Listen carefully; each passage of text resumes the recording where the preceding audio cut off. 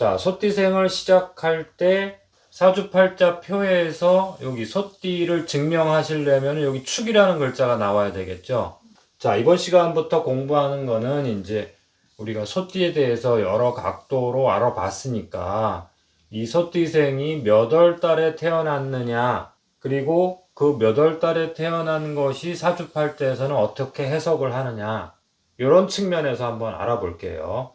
그 다음에는 이제 며칠에 태어났느냐가 있겠죠. 그 다음에 몇 시에 태어났느냐가 있겠죠. 이렇게 사주팔자의 기본 구성은 년, 월, 일, 시. 물론 요 위에 글자도 있어요. 사주팔자표에 보면, 그쵸? 요거는 나중에 하셔야 돼요. 우선은 소띠생이 몇 월 달에 태어났느냐. 요 태어난 달이 저기 한번 보세요. 몇 월. 몇 월이라는 게 우리 운명에서 어떤 영향을 주냐면, 우리 인생에서 어떤 영향을 주냐면 성장의 환경을 제공해 준단 말이에요. 내가 어떤 환경에 놓여지느냐, 이 부분이 대단히 중요하겠죠. 그래서 태어난 달을 무시해서는 그 사람의 인생을 이해하는 데 상당히 어렵겠죠. 물론 뭐 소띠생의 기본 기질만 봐도 그 사람을 이해할 수는 있겠지만, 이 태어난 달이 그 사람의 성장 과정에서 만나는 사회에서 부딪히면서 터득하는 기술이라든가 관심 분야라든가 이런 것들을 보여주는 곳이기 때문에 이 태어난 달은 잘 공부를 하셔야 돼요. 그래서 소띠생이 그러면 몇 년도에 태어났느냐를 보는 거죠. 그렇죠? 요거는 이제 만세력 표나 우리 사주표를 자기 생일만 정확하게 음력이든 양력이든 정확하게 입력하시면은 요거는 뭐 알아서 나오니까. 그 다음에는 이제 며칠이냐, 며칠 날 태어나는 것은 내가 최종적으로 선택하고 결정하는 나만의 생활 공간이 있겠죠. 내가 결정하고 내가 만들어가는 조금 좁은 의미란 말이에요. 여기보다는 좁은 의미. 거기를 태어난 날이라고 하는 거예요. 그래서 태어난 시는 뭐예요? 나의 정체성을 가지고 내가 세상을 앞으로 어떻게 계획하고 나만의 공간으로 만들어가는, 앞으로 이런 계획이 있어, 이런 꿈이 있어, 이런 것들을 시에서 보는 거예요. 자, 우리는 이걸 다 공부하는데, 그래서 소띠생이 몇 월 달에 태어났는지의 기준점을 먼저 잡아 놓으셔야 돼요. 그쵸? 요게 어떻게 보면 50%, 60%그 환경을 제공해 준단 말이에요. 물론 50%, 60%가 꼭 중요한 건 아니에요. 어떤 때는 1%라도 그 1% 때문에 우리 사람이 울고 웃고 희노애락이 결정이 되는 거기 때문에 60%, 70% 중요하다고 해서 내 인생을 무조건 얘들이 좌우하는 건 아니지만, 그래도 여기는 알아야 되겠죠. 그래서 이번 시간부터 소띠생이 몇 월 달에 태어났느냐를 중심으로 볼 거예요. 그래서 우리가 그 소띠생의 운명의 12모습으로 우선적으로는 나눌 수 있겠죠. 1월 달에 태어났느냐, 2월 달에 태어났느냐, 3월 달에 태어났느냐, 이렇게 태어난 달을 기준으로 해서 그 운명의 모습을 정할 수 있겠죠. 자, 여기서 말하는 것은 운명이에요. 변화, 모습이란 뜻이에요. 정해져 있다는 뜻이 아니에요. 운명이라는 것은. 숙명이라는 것은 정해졌다는 뜻이고, 우리가 공부하고자 하는 이 명리학이라는 것은 운명을 보는 거란 말이에요. 근데 이 변화의 모습이 대단히 다양하고 예측 불가능할 것 같잖아요. 그럼에도 불구하고 소띠생이 1월생이라면 명리학적으로 어느 정도 그 길을 볼 수가 있단 말이에요. 그런 것까지만 우리가 공부를 해야 돼요. 다양한 변화 모습을 모두 예측하는 것은 불가능하겠죠. 소띠생이 몇 월 달에 태어났느냐를 가지고 어떻게 운명의 행로를 예측할 수 있는가? 우리가 그것만 공부해 보자는 거예요. 한번 기대하면서 보면 좋겠죠. 이 소띠생이다 그러면 여기는 뭐예요? 타고나는 에너지를 표현하는 거예요. 부모 조상한테서 갖고 태어나는 이 기질을 대변하는 거기 때문에 뭐 소띠생이 좋든 싫든 이 소띠생이 가지고 있는 에너지를 그냥 부여받는 거예요. 태어난 달은 자신의 성장 과정에서 그 경험에 따라서 변수들이 많이 발생하고, 자기가 사회 속에서 어떠한 선택을 하느냐에 따라서 변수가 많이 발생하겠죠. 그러나 소띠생으로 태어난다면 소띠생의 공통적 속성은 자기가 좋든 싫든 갖고 태어나야 된다는 거예요.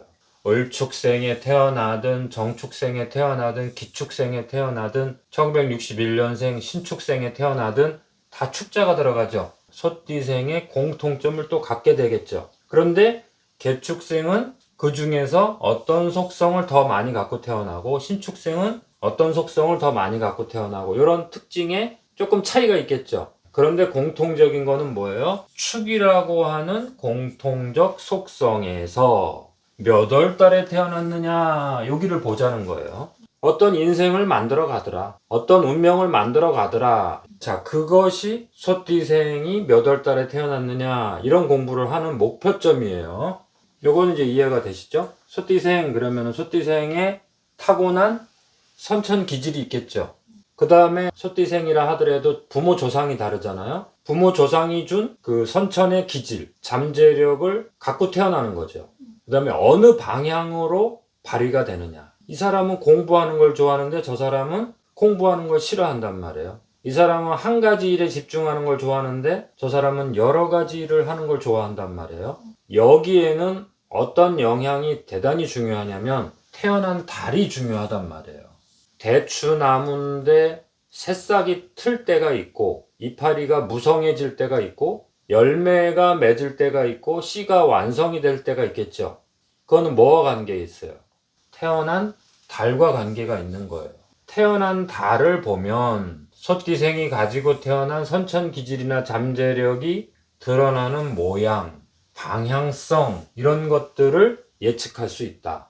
성장 과정에서 뭘 조심해야 될지, 그 다음에 어떠한 직업 분야에 관심도가 높을지, 그 다음에 사회화 과정에서 뭐를 조심해야 될지, 그 다음에 어떤 특성을 갈고 닦아야 될지, 집중화가 있는지, 다양화가 있는지, 자기가 갈고 닦은 경험인지 아니면 남의 경험을 배우는 스타일인지 그거를 예측할 수 있겠죠. 그 다음에 이 사람은 결국에는 뭘 선택하고 뭘 버릴지, 그 다음에 혼자 했을 때 실력 발휘가 잘 될지, 여럿이 했을 때 실력 발휘가 잘 될지 이런 것들을 볼 수 있겠죠. 그러니까 뭐가 중요한 거예요? 소띠생 그 자체도 중요하지만 태어난 달이 얼마나 중요하냐. 사주팔자에서 상당한 중심축 역할을 한다. 물론 최종 결정은 태어난 날의 그 에너지의 모습을 보셔야 돼요. 우선적으로 태어난 달을 보시는 연습을 먼저 하셔야 돼요. 자, 그래서 첫 번째 시간은 당연히 인월이 되겠죠. 인월. 우리가 인월에 대해서 공부를 많이 했는데 봄 출생자가 있겠죠. 봄에 태어나신 분들을 명리학적으로 이렇게 표현해요. 그럼 사주팔자표에서 축자와 인자가 나와야 되겠죠. 묘월이면은 축자와 묘가 나와야 되겠죠. 그래서 봄 출생자는 인월, 묘월, 진월. 자, 이 기준점은 사주팔자표에서 꼭 확인하셔야 돼요. 자, 여름 출생자는 뱀달, 말달, 양달, 사오미. 저기 여름 출생자고, 가을 출생자는 신유술, 그 다음에 겨울 출생자는 해자축 이렇게 되겠죠. 그러니까 사주팔자표를 봤더니 여기 축자가 무조건 나와야 소띠생이죠. 그런데 여기에 축월이라면 이 사람은 소띠생이 소달에 태어났구나. 그러면 축축이 같이 있으면 어떠한 운명이 만들어지겠구나. 물론 이 운명을 최종적으로는 누가 바꿔야 돼요? 내가 바꿔야 되죠. 여기에 또 축이 나올 수도 있고 여기에 미가 나올 수도 있고 12가지가 또 나오죠. 그러니까 소띠생이 몇 월 달에 태어났느냐 그러면 12가지가 나올 수 있겠죠. 또 무슨 날 태어났느냐 그러면 또 12가지가 나올 수 있겠죠. 그 다음에 몇 시에 태어났느냐 그러면 또 12가지가 나올 수 있겠죠.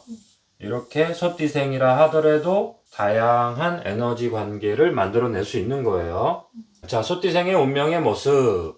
첫 번째 시간으로 인월. 왜 인월을 첫 번째 시간으로 했는지 아시죠? 인월은 입춘이 있고 띠가 결정이 되고 하니까 호랑이다를 그 정도 인정해 줘야 되겠죠. 첫 번째는 호랑이다를 공부해 주는 게 예의다 이거예요. 예의.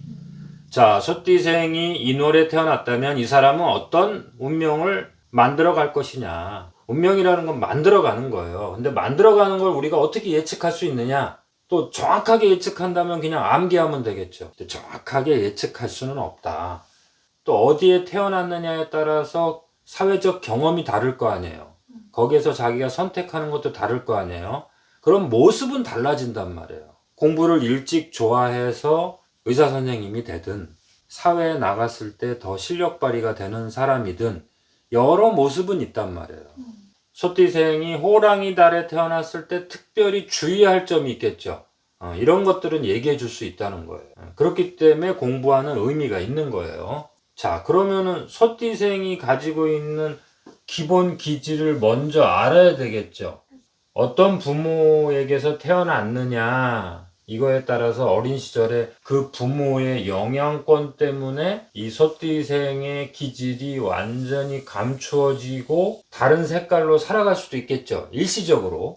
그러나 결국에는 잠재력이 점점점 자기 것, 자기가 취사 선택하고 자기가 관계하는 쪽으로 이동할 거란 말이에요. 태어난 띠를 먼저 공부하시고 태어난 달을 공부하시고 태어난 날을 공부하시는 게 좋아요. 자, 이렇게 먼저 해보자고요. 저도 공부할 때 태어난 날을 먼저 공부했어요. 그러다 보니까는 공부할 때는 조금 쉬운 것 같은데 암기 과목이 되고, 자, 지금은 여러 가지 생각하면 복잡하니까 띠하고 태어난 달만 공부할게요. 이번 시간은 첫 시간이기 때문에 이런저런 배경을 이야기하는 거예요. 다음 시간부터는 쭉쭉쭉 나갈 수 있단 말이에요. 자, 소띠생이 상징하는 축이라고 하는 에너지의 기본 기질을 알아야 되겠죠. 자, 축이라는 에너지는 뭐예요? 우리가 하루의 시간으로 따지면 축시를 상상하면 된다고 했죠. 1년으로 따지면 뭐예요? 축월을 상징하면 되겠죠. 축이라는 달이 언제예요? 소환 대안이 있는 거죠. 눈이 왔다가 얼음이 녹았다가 축축해진단 말이에요. 축축. 냉해져. 그 다음에 축시. 축시는 뭐예요? 1시에서 03시죠. 그러면 이때는 뭐예요? 축 늘어져서 잠을 자는 거죠. 그럼 이때 무슨 일이 일어나요? 축 늘어져서 잠을 자니까 죽은 것 같잖아요. 근데 죽은 게 아니죠. 생명을 재생시키는 가장 위대한 시간이죠. 여기는 축축해지면서 모든 땅이 얼어서 죽은 것 같죠. 동토, 얼은 토양, 동토. 그러나 여기에는 무엇이 숨어져 있어요? 생명의 재생 시간이다 이거예요. 그래서 모든 씨앗이 축을 지나면 씨앗으로 존재해요. 싹으로 나올 수밖에 없어요. 싹으로 나올 수밖에 없어요. 잉태할 수밖에 없는 그 조건을 만드는 시간이란 말이에요. 그래서 영양분을 어떻게 한다? 영양분을 축적, 영축하는 시간이다. 또 축이네요. 그렇죠?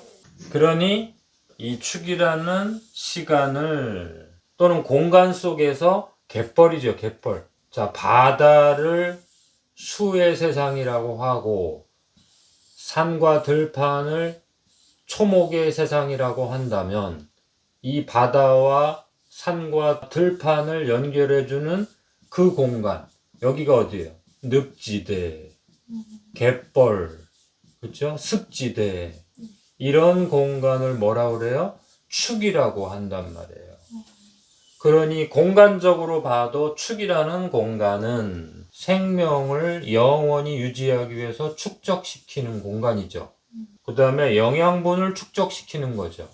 그래서 잉태하는 거예요. 잉태. 엄마 뱃속에서 양육하듯이 위대한 공간이다 이거예요.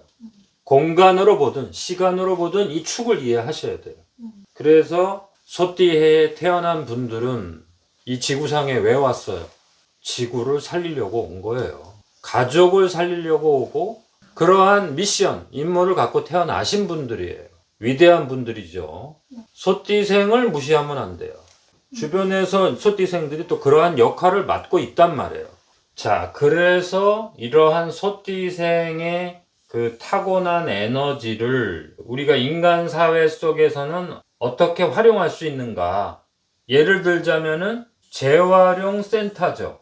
그 다음에 생명의 재생 공간이니까 뭐예요? 보건소죠, 보건소.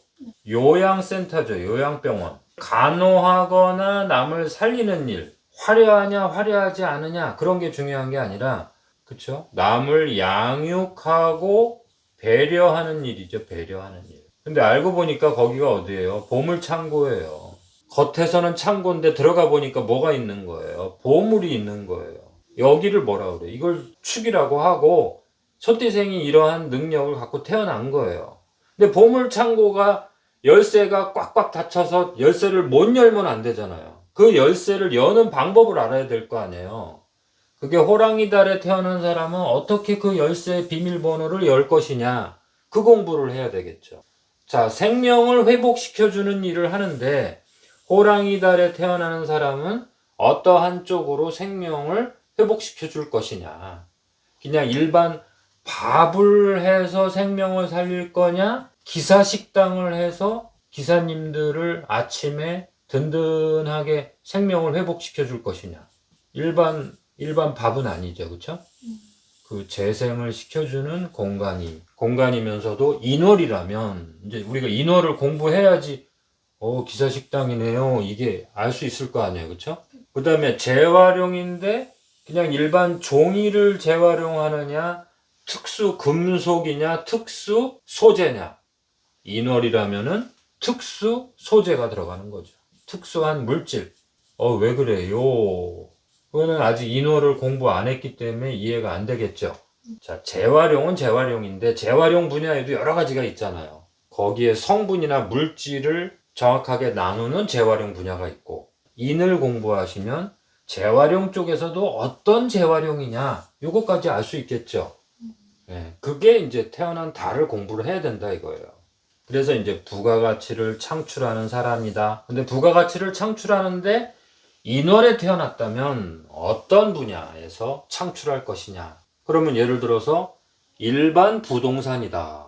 땅을 가지고 부가가치를 창출한다. 그러나 인월이면은 경매 쪽으로 가는 거죠. 특수한 경매. 이거는 뭐 부가가치를 창출해도 아무나 접근하지 못하죠. 이 사람은 특별하게 그 유통의 통로를 공부하는 사람이다. 그렇죠? 아까는 보건소인데 여기는 또 왜 특수 경매냐. 이거는 자기의 성장 과정에서 환경에 따라서 직업은 여러 가지로 나타날 수 있는데 인월에 태어나는 순간 이 사람은 무언가 앞에 뭔가 붙은단 말이에요. 그냥 물질이 아니고 특수한 물질. 그래서 인월을 뭐라 그래요? 호랑이 달. 호랑이라는 이름을 지은 이유가 있겠죠? 그 공부를 하시면 소띠생의 기본 잠재력이 어떻게 발휘가 되는지를 볼 수 있겠죠. 그런 공부를 자꾸 해 나가시는 거예요, 지금. 자, 그래서 호랑이 달이 상징하는 것은 전문 기술이다 이거예요. 육체 노동을 하더라도 자신만의 기술을 터득하는 사람이다. 공부를 한다면 전문성 쪽으로 가시는 게 좋겠죠. 그 다음에 남들이 하기 어려운 공부를 하시는 것도 좋죠. 조금 시간이 걸려도 한 가지 한 우물을 파서 공부를 하지 않는다 하더라도 자신만의 기술 쪽으로 간다. 소띠생이 호랑이 달에 태어났다는 것은 아직까지는 추운 계절에 새싹을 키워야 되니까 한 번에 일이 이루어지겠어요? 여러 가지 난관을 거쳐야 되겠어요. 여러 가지 난관을 거쳐야 된다. 와신상담. 고생을 하면서 넘어가는 것이 좋다. 부모가 준 쉽게 얻은 것은 날릴 소지가 있다. 실패를 거친 후에 다듬어지는 타입이다. 호랑이가 동물을 사냥할 때 오랜 시간 기회를 포착하기 위해서 기다리죠. 호랑이가 강하다고 해서 막 돌아다니면서 자기의 존재감을 막 보여주질 않죠. 호랑이는 힘이 세더라도 숨어서 산단 말이에요. 그 정도로 기다리는 세월이 필요하다. 남이 준 거, 부모가 준 거, 쉽게 얻은 거는 무조건 날려버린다. 사기를 겪겠죠. 사기. 이런 것을 인생에서 경험하더라. 그리고 자신만의 기술을 터득하는 능력이 강하다. 육체 노동을 하든 공부를 많이 해서 의학의 길을 가든 자신만의 특수 기술을 장착하고 있는 사람이다. 자, 우리는 무슨 공부를 하는 거예요? 타고난 잠재력은 띠에서 봐야 되겠죠? 그래서 축이라는 글자가 있으면 소띠생이구나 이렇게 하시면 되고, 그 다음에 태어난 달에 인이 있으면 호랑이 달이구나. 특수한 기술 쪽으로 공부하셔야 된다. 자격증 그 자체가 중요한 게 아니에요. 의사 자격증을 땄느냐 그것이 중요한 게 아니라 이 사람이 그 기술을 자기 것으로 갈고 닦고 있느냐 이게 중요한 거예요. 그냥 의사 자격증, 부동산 자격증, 그 자격증 자체는 하나의 과정일 뿐이고 자기 기술을 터득해야지만 그것이 자기 직업에서 만족도로 연결이 되는 거예요. 그 다음에 사회화 속에서 대중 속으로 들어가는 거는 좋은데 결국에는 자기 역할을 제대로 장착하지 않으면 헛도는 거예요. 헛도는 거. 그래서 결국에는 뛰쳐나오게 된다 이거예요. 소띠가 호랑이 달에 태어났다는 것은 자기 기술이라고 했잖아요. 그런데 일반 사회 직장은 자기 기술이 아니죠. 나의 기술 쪽으로 가야 된다. 그것이 큰 규모든 작은 규모든 그것은 중요하지 않아요. 자기 기술 쪽으로 가야 돼요.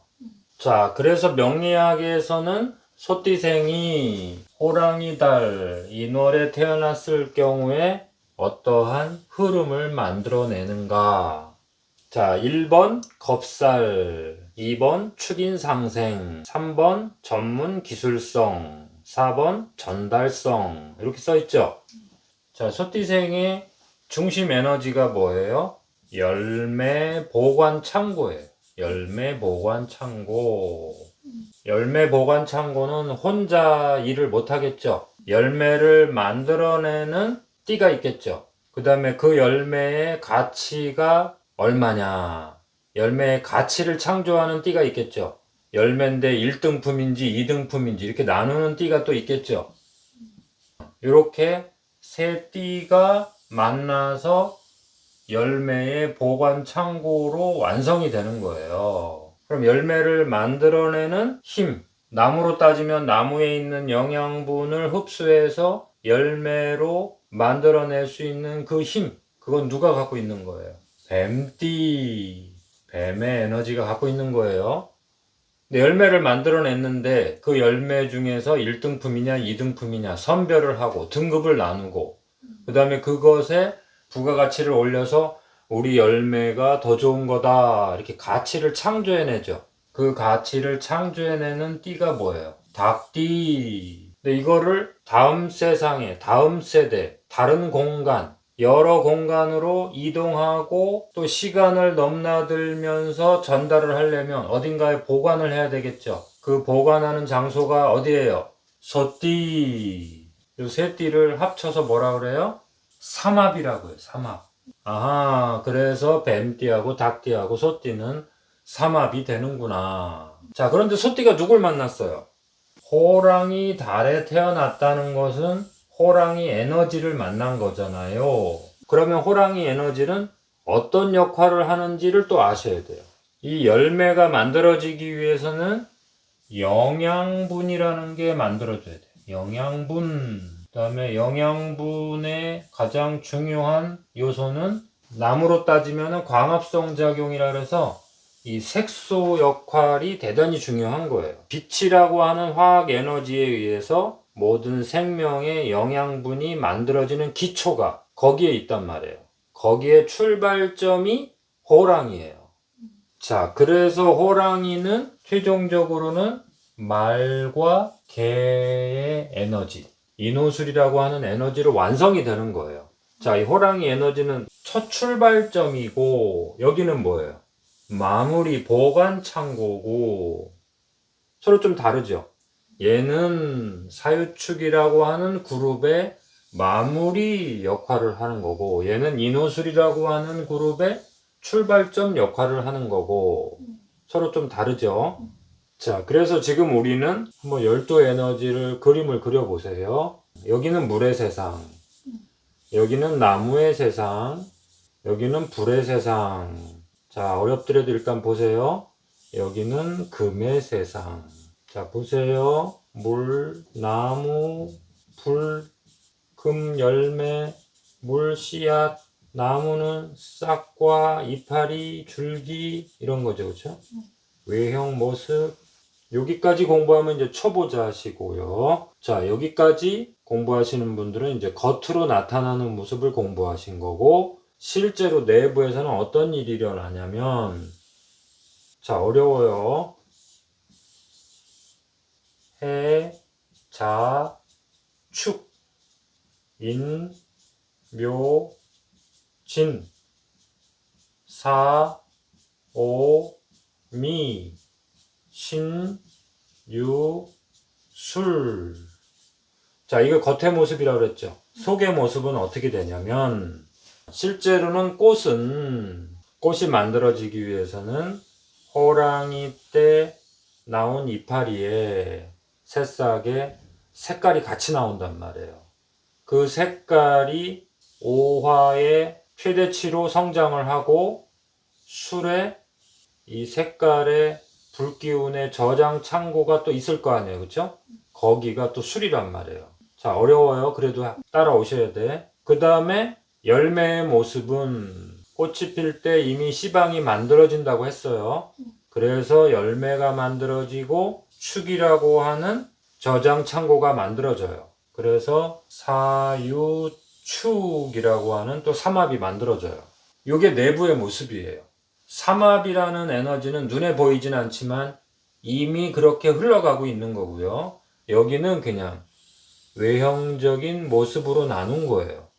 이런 거를 방합이라고 그래요. 외형적인 모습. 여기는 언제든지 지금 뭉쳐 있을 뿐이지 방향점은 서로 다른 거예요. 근데 이 삼합은 뭐예요? 완벽하게 다른 것 같지만 목적지를 향해서 달려가는 모습은 같은 거예요. 조금 어렵지만 한 번 더 들으셔야 돼. 소띠해의 인월의 에너지를 갖고 태어났다는 것은 여기 보세요. 축이라는 에너지를 선천적으로 갖고 태어난 거예요. 띠니까 선천적으로 갖고 태어났죠. 그것이 호랑이 달의 에너지를 갖고 태어난 사람은 축과 인의 관계로 태어난 거죠. 2번 보세요. 2번 축인 상생이 있죠. 여기 축인 서로 연결돼 있죠. 이 연결된 거는 상생 관계에 작용을 한단 말이에요. 서로 도와주는 거예요. 인이라는 에너지도 축을 끌어내주고 또 인이라는 에너지 자체는 축 때문에 나온 거고 또 축이라는 에너지는 인 때문에 어떠한 현상으로 잘 드러나게 돼 있단 말이에요. 이런 거를 상생관계라고 한단 말이에요. 이제 이 배경을 가지고 한번 보세요. 그런데 축이라는 에너지에서 뭐가 나왔어요? 인이라는 에너지가 나왔죠.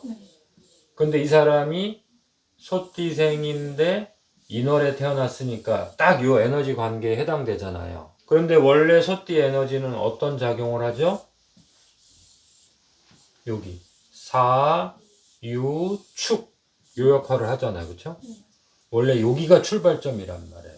근데 지금 요 3년은 상생을 시켜서 3년이 나왔지만 사실은 뭐예요? 인, 묘, 진. 요 그림이 보이셔야 돼. 인, 묘, 진. 사실은 여긴 나왔지만 이 축이 원래 가고자 하는 목적지는 어디예요? 사란 말이에요. 사. 얘 고향은, 얘 가족은 원래 뱀이란 말이에요. 물론 축축한 땅에서 금방 색깔이 가장 화려한 꽃으로 필 수는 없죠. 여기를 뭐라고 그래요? 비유하자면 연꽃이 심어져 있는 논이라고 한번 생각해 보세요. 논. 여기는 아직 씨앗 상태란 말이에요. 그렇죠? 그러나 연꽃을 심을 수는 없잖아요. 그렇죠? 씨앗 상태를 심은 거예요. 이거를 누가? 사화는 싹을 틔울 수가 없어요. 얘는 꽃을 피우는 에너지란 말이에요. 그러니까 얘한테 직접 금방 연결을 할 수가 없죠.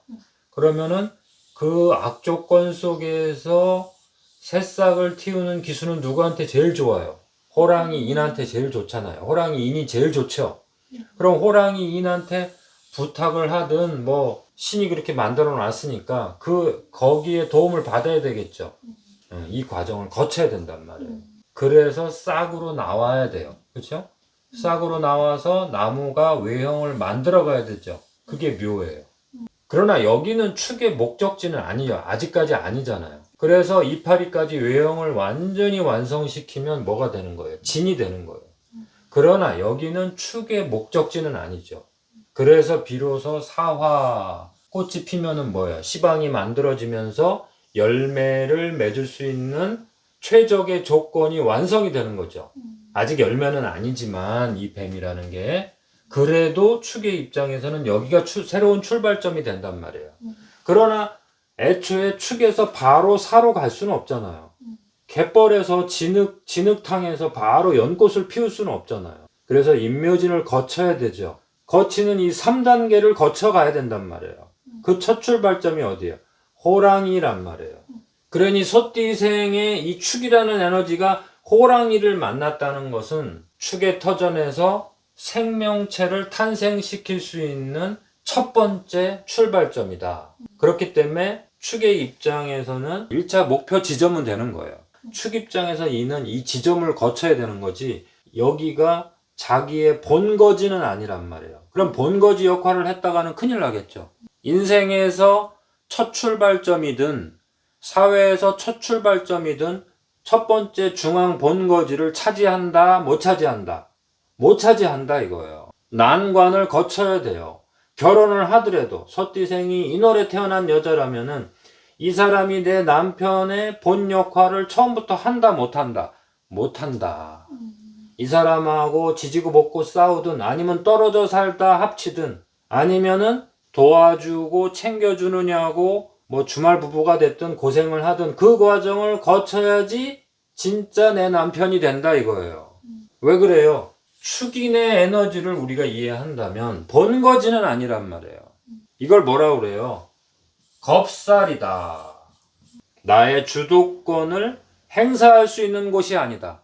그러나 인이 없었다면 축은 축축하고 얼어있는 땅에 불과하다.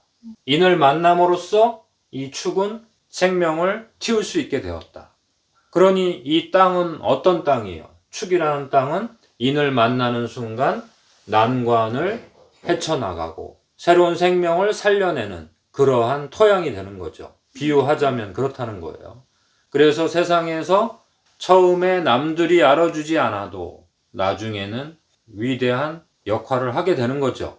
그러나 그 역할까지 하기 전까지 애초에 주도권을 가지려고 했다가는 시행착오를 겪게 돼 있죠. 그러한 운명의 모습이 예측이 되죠. 여기를 뭐라 그래요? 겁살이라고 하는 거예요.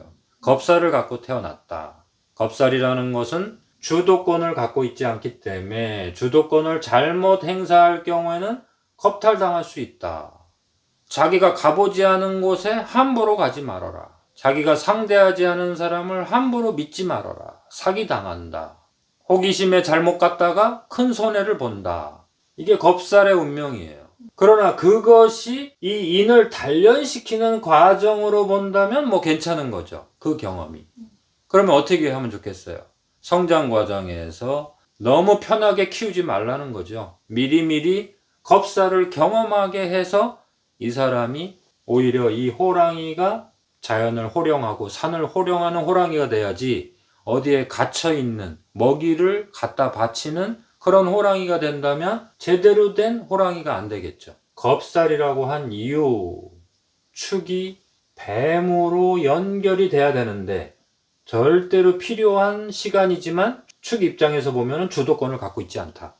상생은 상생이에요. 왜냐면 인옷을 운동을 해야지 이 꽃에 뭐가 들어가요? 색깔이 들어가죠. 색깔이라는 게 뭐예요? 사유축의 존재감을 세상에 알려주는 고마운 존재죠.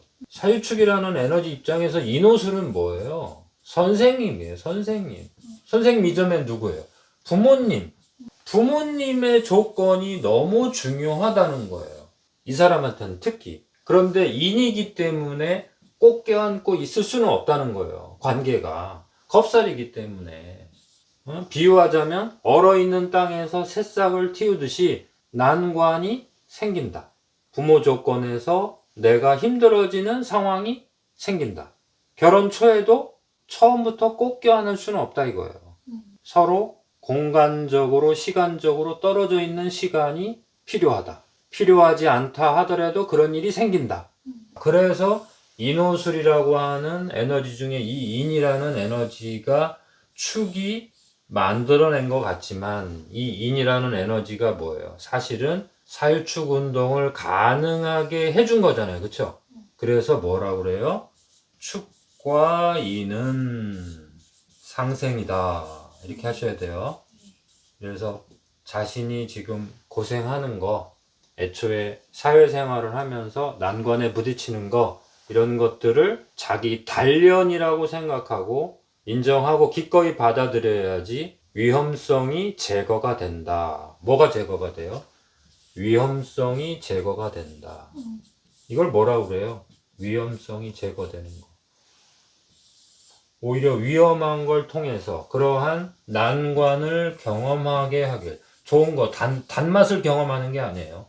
난관, 쓴맛을 경험하게 해서 위험성을 제거하는 거. 이런 거를 뭐라고 그래요? 경험이라고 하고 교육이라고 하는 거예요. 이 과정을 거칠 수밖에 없다 이거예요. 축인상생은 단어는 상생 아름답지만 쉬운 삶을 사는 게 아니죠. 겁살이라는 단어로 우리가 경고하고 있는 것은 여기는 축의 터전이 아니다. 그래서 누구를 함부로 믿거나 그건 뭐예요? 난관 경험이 없는 거죠. 그러니까 누구를 함부로 믿겠죠. 그럼 뭐 해야 돼요? 위험성이 제거가 안 되니까 위험성이 그대로 나타나겠죠. 사기를 당하겠죠. 소띠가 인월에 태어난 분은 그러한 인생 경험을 어디에서 사회에서 겪더라 이거예요. 축 자체에서 겪은 게 아니라 인이라고 하는 태어난 달은 뭐예요? 태어난 달은 뭐예요? 아까 공부했죠? 태어난 달은 사회성이다. 사회화되는 과정이다. 그렇죠? 자기가 성장 과정에서 겪는 보다 넓은 세상이다 이거. 그걸 사회라고 해요. 사회. 여기서 뭘 봐요? 나중에는 직업, 직장까지 보면 되죠. 거기에서 함부로 믿었다가는 거기에서 관계하는 사람을 함부로 믿었다가는 어떻게 돼요? 사기를 당하는 거죠. 그걸 겁살이라고 하는 거예요. 겁탈당한다. 그러나 자세히 보니까 뭐예요? 상생이네요? 그러니까 뭐예요? 그 직장에 갔더니 나를 키워주는 사람이 있더라. 근데 그 키워주는 사람이 나를 예쁘게 키워줘요? 야단치면서 키워줘요? 야단치면서 키워준다. 그 난관을 경험하면서 나의 세상을 알게 해준다. 그분을 스승님으로 모셔야 돼요. 나를 힘들게 하는 분을. 그걸 통해서 내가 세상의 위험한 것을 간접 경험하게 되는 거예요. 고맙게 생각해야 되지만 일반 사람이라면 그것이 고맙지가 않죠. 그런 고통을 고마워할 사람이 어디 있어요. 그러나 명리학을 우리가 공부하는 이유는 앞으로의 세상이 더 중요하고 이 사람의 앞으로의 행로가 더 중요하기 때문에 그것을 이 사람한테 왜 겪게 했을까? 그거는 이 사람 인생 전체로 본다면, 더 길게 본다면 경험이고 교육이다. 그래서 거기에서 좌절하지 말아라. 한 단계 나아갈 수 있다. 더 발전할 수 있다. 그걸 뭐라 그래요? 축인 상생이라고 하는 거예요. 그래서 뭐가 돼요? 최종적으로는 전문성을 갖춘 사람이 된다. 전문성을 갖춘다는 것은 그만큼 단순하게 인생을 사는 게 아니라 쓴맛도 경험하게 된다. 그런 뜻이에요. 그래서 3번 전문성, 전문 기술성을 장착하게 되더라. 그렇죠? 이걸 예측할 수 있겠죠? 4번의 전달성, 전달성은 뭐예요? 축이라고 하는 에너지는 부가가치를 저장하고 나는 이런 사람이야, 나는 이런 자격을 갖고 있으니까 네가 찾아와, 그러면 해주면 되잖아요. 그렇죠? 근데 인월에 태어난 분들은 거기에서 멈출 수가 없어요. 왜냐면 이는 인호술 화운동을 하기 때문에 이거를 또 전달하고 세상에 널리 퍼뜨리고 그 다음에 교육시켜주고 이렇게 하는 역할까지 하는 사람이다 이거예요. 전달성까지 가는 거예요. 나는 이런 자격을 갖고 있어. 여기서 멈추는 게 아니라 뭐 방송까지도 할 수 있겠죠. 책을 만들어낼 수도 있겠죠. 그 다음에 교육할 수도 있겠죠. 그 다음에 세상에 멀리 퍼뜨리니까 무역을 할 수도 있겠죠. 그 다음에 유통을 시킬 수도 있겠죠. 이렇게 전달성까지 보셔야 돼요. 요거는 소띠 자체의 에너지인을 본 게 아니라 이 에너지가 인을 만나기 때문에 그런 거죠. 자, 그래서 1번, 2번이 제일 어렵고 중요한 거예요. 자, 그래서 인이라는 에너지는 알고 보니까 화운동으로 가고 있고, 축이라는 에너지는 알고 보니까 금운동을 저장하고 있고, 별개의 것인 것 같은데 아니더라. 이 화운동이 금운동을 생산해내는 운동이더라. 인이라고 하는 에너지의 목적지는 다른데 돌고 돌아서 축을 도와주는 부분이 있는 거죠. 근데 직접 도와주지는 않고 또 금방 도와주지도 않고 어떤 일이 일어나요. 인생에서 돌아서 난관을 거쳐서 다듬어지더라. 그거를 미리 알고 있으면 이 사람을 위로해 줄 수도 있겠죠. 어떤 시점에서는. 그 다음에 어떤 시점에서 너무 자신만만해 있을 때 좀 경고를 할 수도 있겠죠. 조심해라 이런 부분은. 그 다음에 이 사람은 어떤 곳에 가면 안 돼요. 자기가 모르는 곳, 그 다음에 자기가 모르는 상대, 자기가 모르는 분야, 이런 분야에 막연한 기대감을 갖고 투자하거나 관계를 맺거나 그러면 안 되겠죠. 왜 안 돼요? 축인 1번 겁탈 당할 수 있다.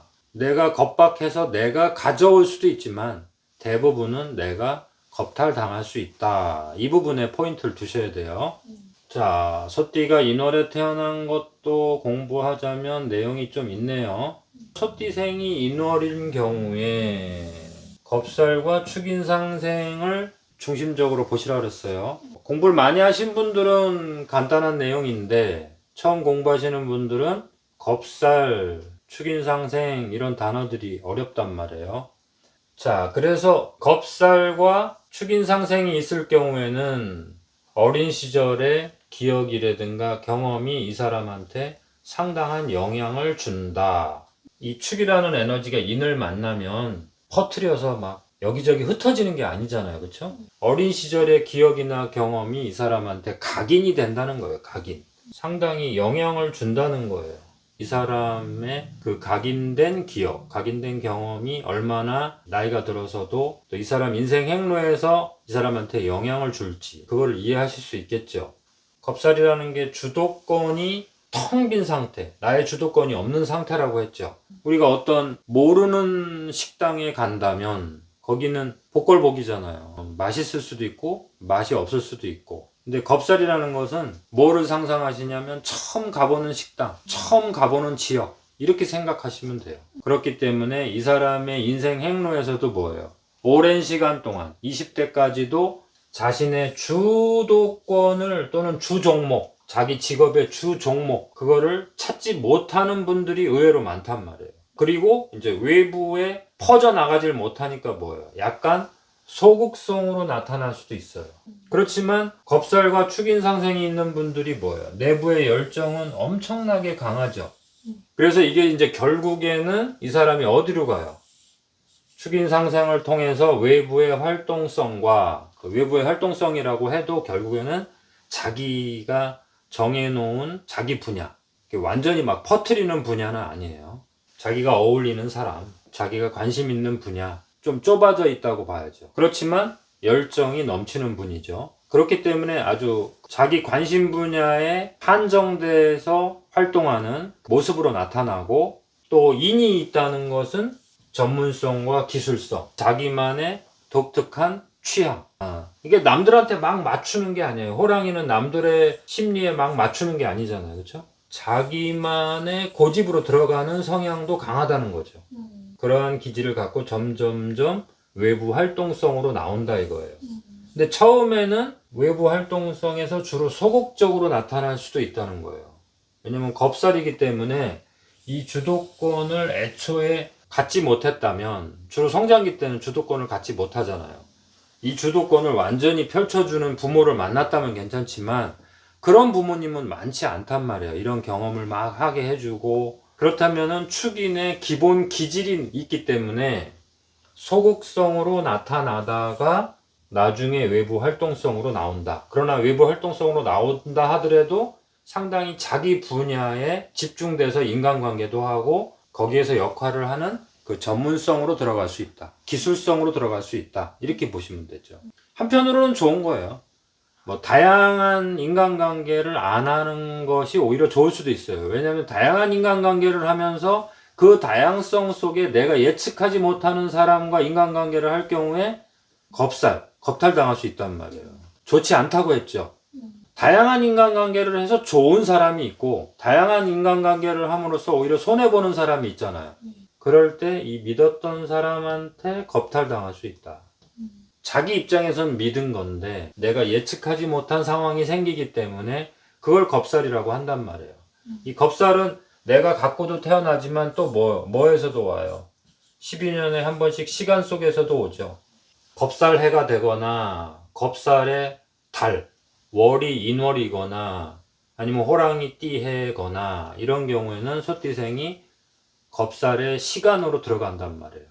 공간은 뭐예요? 겁살의 공간은 내가 경험해보지 못한 공간, 내가 가보지 못한 공간.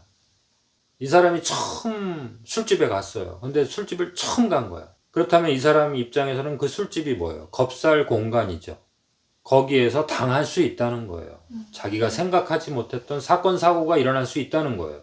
자, 내가 매일 가던 곳은 겁살 공간이 아니죠. 근데 새로운 공간에 갔다가 교통사고를 할 수 있다. 그걸 겁살 공간이라고 하는 거예요.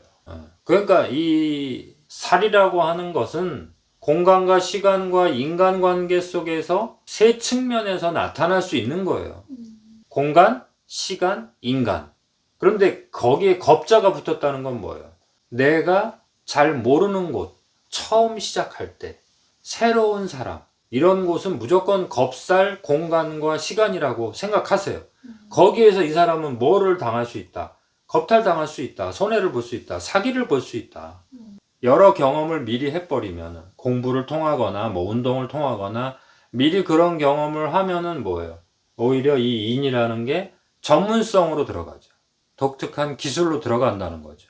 그래서 축인상생은 여기 1번에 처음에는 소극적, 나중에는 적극성으로 가기 때문에 소띠생이 인월출생이라면은 많은 경험을 미리미리 하게 하는 게 좋죠.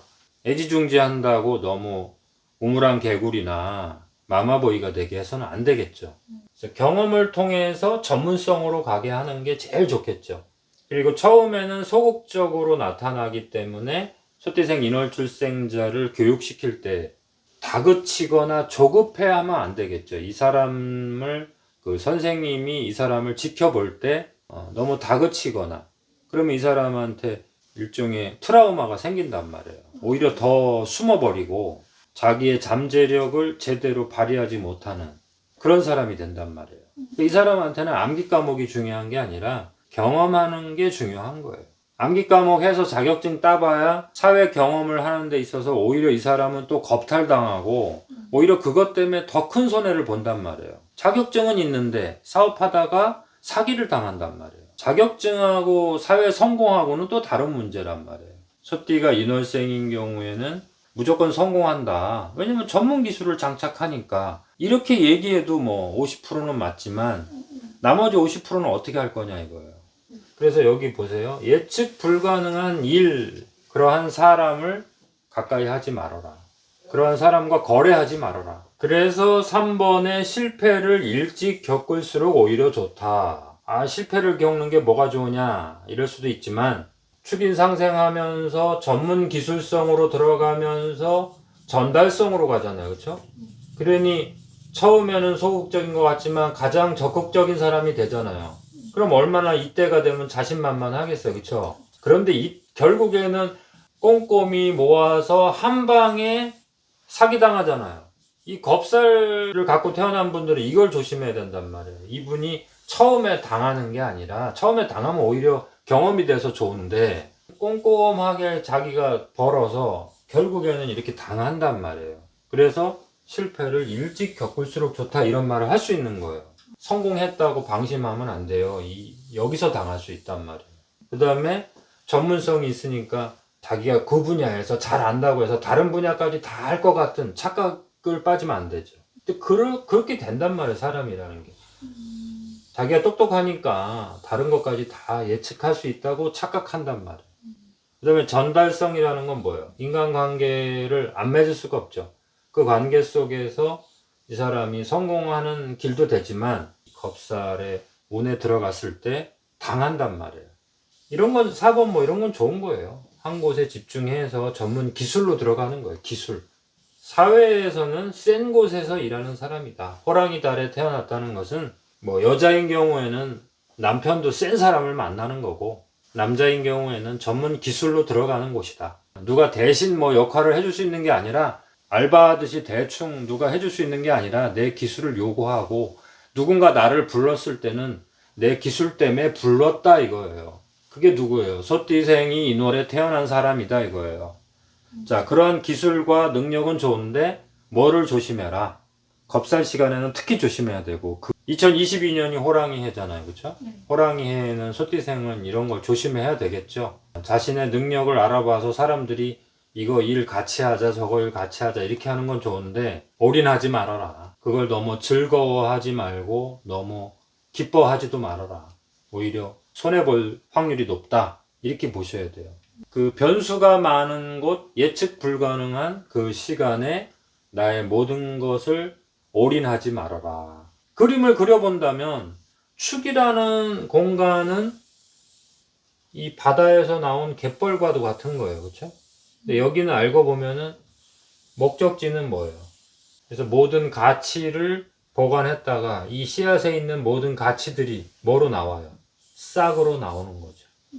그러니 축과 인이 만나면 뭐예요? 상생이 되는 거죠. 그러나 축이 가고자 하는 곳은 어디예요? 사란 말이에요. 인이 아니란 말이에요. 그렇죠? 여기는 나의 주도권이 있는 지역이 아니란 말이에요. 상생인 것 같지만 겁살 공간이고 겁살 시간이란 말이에요. 요거를 이해하시라는 거예요. 그래서 축이라고 하는 곳은 나의 터전이고 거기에서 나는 전문성을 가지고 터져 나와야 되니까 아주 처음에는 정적인 곳인 것 같지만 뭐예요? 상당히 전문 기술을 가지고 전달성까지 장착을 해서 세상에 나와야 되는 그러한 일을 하는 거죠. 근데 축이라고 하는 이 얼어있는 시간이 인이라고 하는 동트는 시간으로 바뀌려면 에너지에 가고자 하는 목적지가 다르죠. 그래서 이 주도권을 잠깐 놓치는 시간이 인생에서 만들어지더라. 그걸 뭐라 그래요? 실패 후 성장이라고 하는 거예요. 그 다음에 전문성. 전문성이라는 건 뭐예요? 쉬운 게 아니죠. 항상 전문성은 자신의 기술을 갈고 닦는 그 고뇌의 시간, 노력의 시간이 필요한 거죠. 그래서 인이라는 것은 참을 인자를 생각하시면 돼요. 그래서 그 인고의 세월이 필요한 시간을 인생에서 겪더라. 근데 그것이 뭐가 돼요? 이 사람한테는 경험이 되고 노하우가 되는 거죠. 아, 세상은 이렇구나. 근데 겪지 않고서는 모르는 거죠. 인이라는 것은 겪어야지만이 안다는 뜻이에요. 그래서 이거를 거쳐서 뭐로 가요? 전문 기술로 가는 이러한 역할을 하는 사람이다. 자, 태어난 달을 우리가 지금 보는 거잖아요. 소띠생의 태어난 달을 보는 거잖아요. 그 남자와 여자가 약간의 이제 조건의 차이가 조금은 있어요. 옛날에는 이 조건의 차이가 좀 컸고 지금은 여자들도 사회생활을 하기 때문에 작아졌어요. 그렇다 하더라도 조금은 다른데 이 태어난 달에서 남자는 사회적 환경, 직업, 직장, 그 다음에 업무적으로 만나는 상사, 윗사람, 뭐 부모님까지도 볼 수 있어요. 그 다음에 여자는 옛날에는 이제 사회생활을 안 할 경우에는 이제 주로 남편, 뭐 아버지 조건, 부모 조건까지 봤는데 지금은 업무나 사회에서 만나는 남자, 그 다음에 사회 조건, 환경, 직장의 상사 이런 것까지 다 볼 수 있겠죠. 남자랑 비슷해진 점도 많이 있어요. 현재로서는. 근데 이제 인월이라는 것은 겁살이잖아요. 그렇죠? 축인 상생이면서 겁살이기 때문에 그 축인 상생의 내용을 여기에 적용을 하면 되고요. 그다음에 여자인 경우에는 특별하게 이제 남편이 들어가죠. 그렇죠? 여자 소띠생이 인월에 태어났을 경우에 이제 남편까지도 봐야 되기 때문에 저 남편 조건에서 변동이 일어나거나 어려운 상황을 경험을 하게 되더라. 남편의 조건, 환경이 변하더라. 이거를 경험하게 된다 이거예요. 잠깐 떨어져 살거나 아니면 좀 늦게 결혼하거나 그 다음에 남편이 좀 까다로운 사람이거나 남편과 같이 살 수 없다거나 조금 까다로운 남편이 더 좋아요. 그거 그냥 내 사주팔자, 내 팔자련이 하고 사는 게 더 좋은데 그거를 거부하려고 할수록 좋은 조건을 찾을수록 오히려 그 이후에 안 좋은 것을 또 경험하게 되더라. 뭐 이혼한다든가 오랫동안 떨어져 살아야 되는 상황이 생긴다든가 여기까지도 봐주셔야 돼요. 그래서 조금 힘든 조건을 거쳐서 힘든 조건, 그 다음에 약간 소극적인 상황 이런 것들을 너무 나쁘다고 생각하지 말아라. 축인 상생의 겁살 에너지를 갖고 태어났다면 이 과정을 거쳐야지 적극적인 상황으로 또 자기가 만족할 만한 어떤 행복의 시간으로 들어갈 수 있다. 이거를 거부하면 안 돼요. 이거를 거쳐서 이쪽으로 가셔야 돼요. 힘든 조건에서는 뭐 떨어져 있는 상황, 그 다음에 그 사람이 좀 돈이 없어서 좀 고생하는 시간, 이런 것들을 좀 감수를 해 주셔야 돼요. 처음부터 사유축으로 가려고 하면 안 되는 거죠. 그렇죠? 소띠 입장에서 사유축으로 바로 갈 수는 없다. 여기 이는 나의 주도권 공간이 아니다. 처음부터 주도권을 장착하려고 하면은 오히려 힘든 시간으로 내가 묶이게 된다. 그걸 겁살이라고 하죠. 자, 이걸 잘 이해하시면서 축인상생을 조금 이해하시면 돼요. 앞으로 이제 뭐 태어난 날, 태어난 시도 해야 되지만 우선은 이 두 글자도 간단하지가 않다. 더 깊은 공부를 할 거고요. 자, 다음 시간에는 축과 묘, 토끼달에 태어난 분들을 한번 공부하는 시간을 가져볼게요.